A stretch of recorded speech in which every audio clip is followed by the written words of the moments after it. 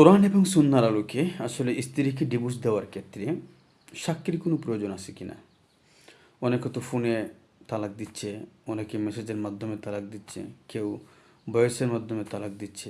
তো আসলে কোরআন এবং সুন্নাহর দৃষ্টিকোণ থেকে ডিভোর্সের জন্য এবং সেটা কার্যকরী হওয়ার জন্য মানে সাক্ষী এটা জরুরি কোনো বিষয় কি না? সাক্ষী না রাখলে কি তালাক হয় না? সাক্ষী কি রাখতেই হবে নাকি সাক্ষী ছাড়া তালাক হয় কোনটা?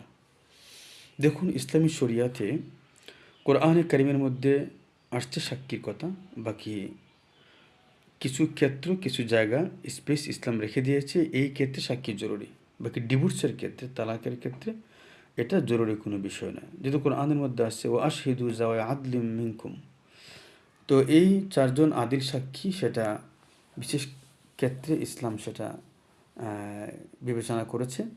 বাকি ডিভোর্স আপনি মেসেজে দেন, ভয়েসে দেন, ভিডিও বার্তাতে দেন, অডিও বার্তাতে দেন, অথবা লিখিত দেন বা কোনো ব্যক্তির মাধ্যমে দেন, যদি স্ত্রী পর্যন্ত সেটা পৌঁছে যে হ্যাঁ তাকে তালাক দিয়েছে, অথবা আপনি তাকে পৌঁছান নাই, বলেন নাই, কিন্তু আপনি তালাক দিয়েছেন আপনার পক্ষ থেকে, কিন্তু স্ত্রী এখনও জানে না, সে 1 মাস পরে জানছে, কিন্তু আপনি 1 মাস আগে থেকে বলেছিলেন, ইসলামী আইনে কিন্তু সেটা তালাক গণ্য হয়ে যাবে, কারণ আপনি তাকে আগে তালাক দিয়েছেন।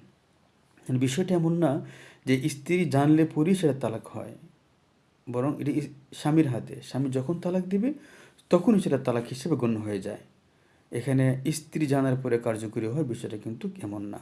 বাকি আমাদের কাজীদের কাছে এবং আদালতে গেলে সাক্ষী ইত্যাদির কিছু ফর্মালিটি আছে। এটা হলো রাষ্ট্রীয় শৃঙ্খলার স্বার্থে তারা বিষয়গুলো করে। বাকি শরিয়া আইনে এগুলো কোনো জরুরি কোনো বিষয় না। এজন্য সাক্ষী থাকা আবশ্যক না, তা সাক্ষী ছাড়াও ইসলামী আইনে ডিভোর্স বা তালাক হয়ে যায়।